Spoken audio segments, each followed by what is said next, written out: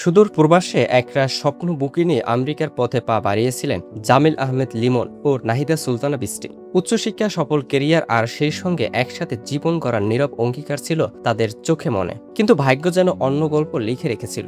যুক্তরাষ্ট্রের ফ্লোরিডায় রহস্যজনকভাবে থেমে গেল দুই বাংলাদেশি শিক্ষার্থীর জীবনের পথ চলা। নিখোঁজ হওয়ার 10 দিন পর উদ্ধার করা হয় জামিল আহমেদ লিমনের ক্ষতবিক্ষত মরদেহ। আর তার সঙ্গে নিখোঁজ হওয়া আরেক মেধাবী শিক্ষার্থী নাহিদা সুলতানা বৃষ্টিকে ঘিরে নেমে এসেছে গভীর অনিশ্চয়তা ও শঙ্কার ছায়া। ফ্লোরিডা ইউনিভার্সিটি অব সাউথ ফ্লোরিডার শান্ত ক্যাম্পাসে কি এমন ঘটেছিল যা মুহূর্তেই বদলে দিল সবকিছু? কেন লিমনের রুমমেটকে গ্রেপ্তার করল পুলিশ? এই ঘটনার পেছনে কি লুকিয়ে আছে কোনো অজানা রহস্য? আজকের ভিডিওতে আমরা খুঁজে দেখব সেই প্রশ্নগুলোর উত্তর, ঘটনার শুরু থেকে শেষ পর্যন্ত। 16 এপ্রিল সকাল। এটা ছিল জামিল আহমেদ লিমনের শেষবারের মতো দেখার সময়। ভূগোল ও পরিবেশ বিজ্ঞান বিভাগের এই পিএইচডি শিক্ষার্থী সেদিন স্বাভাবিকভাবেই ছিলেন। এর প্রায় 1 ঘন্টা পর সকাল 10টার দিকে ক্যাম্পাসের একটি ভবনে দেখা যায় কেমিক্যাল ইঞ্জিনিয়ারিং বিভাগের শিক্ষার্থী নাহিদা সুলতানা বৃষ্টিকে। এরপর হঠাৎ করে সবকিছু নিস্তব্ধ। বন্ধ হয়ে যায় তাদের ফোন, থেমে যায় অনলাইনের উপস্থিতি, আর শুরু হয় এক রহস্যময় নিখোঁজের গল্প।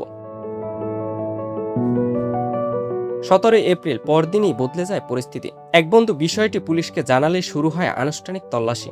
লিমন ও বৃষ্টি নিখোঁজ এবং বিপন্ন হিসেবে তালিকাভুক্ত করে তদন্ত নামে আইন শৃঙ্খলা বাহিনী। তদন্তের এক পর্যায়ে সামনে আসে একটি গুরুত্বপূর্ণ নাম, লিমনের 26 বছর বয়সী রুমমেট হিশাম আবু ঘারবিয়ে। তিনিও একই বিশ্ববিদ্যালয়ের সাবেক শিক্ষার্থী। শুরুতে পুলিশের সঙ্গে সহযোগিতা করলেও হঠাৎ করে তিনি নীরব হয়ে যান, যা সন্দেহকে আরও ঘনীভূত করে।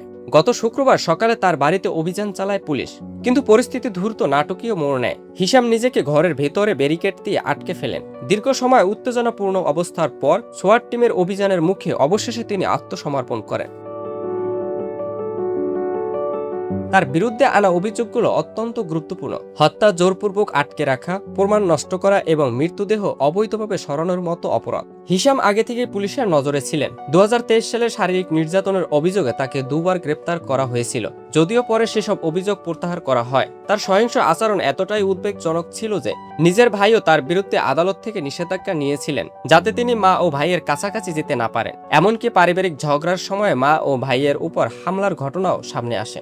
গত বছর সেই নিষেধাজ্ঞার মেয়াদ শেষ হলে পুনরায় বাড়ানোর আবেদন করা হলেও আদালত তা খারিজ করে দেয়। আর ঠিক এর কিছুদিন পরেই ঘটে যায় এই মর্মান্তিক ঘটনা।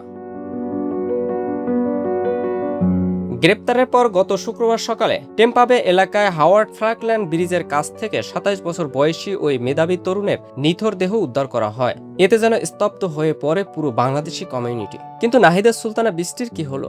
এখন পর্যন্ত তার মরদেহ আনুষ্ঠানিকভাবে উদ্ধার করতে পারেনি পুলিশ। তবে তার ভাই জাহিদ হাসান সামাজিক যোগাযোগ মাধ্যমে জানিয়েছেন বৃষ্টি আর নেই। তদন্তকারীরা লিমনের রক্তের পাশাপাশি তাদের অ্যাপার্টমেন্টে বৃষ্টির ডিএনএর উপস্থিতিও পেয়েছেন। ধারণা করা হচ্ছে লিমনের মরদেহ সরানোর পাশাপাশি বৃষ্টির মরদেহ কোথাও গোপন করে রাখা হয়েছে বা নষ্ট করা হয়েছে।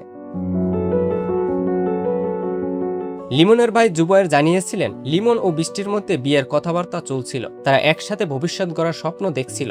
একজন প্রতিভাবান গবেষক হিসেবে লিমন গত 2 বছর ধরে ফ্লোরিডার জলাভূমি পর্যবেক্ষণে জেনারেটিভ এআই ব্যবহারের উপর কাজ করেছিলেন। এই অকাল মৃত্যু শুধু দুটি পরিবারের নয়, যুক্তরাষ্ট্রে বসবাসরত বাংলাদেশি কমিউনিটি এবং দেশের মানুষের মাঝেও গভীর শোকের ছায়া ফেলেছে।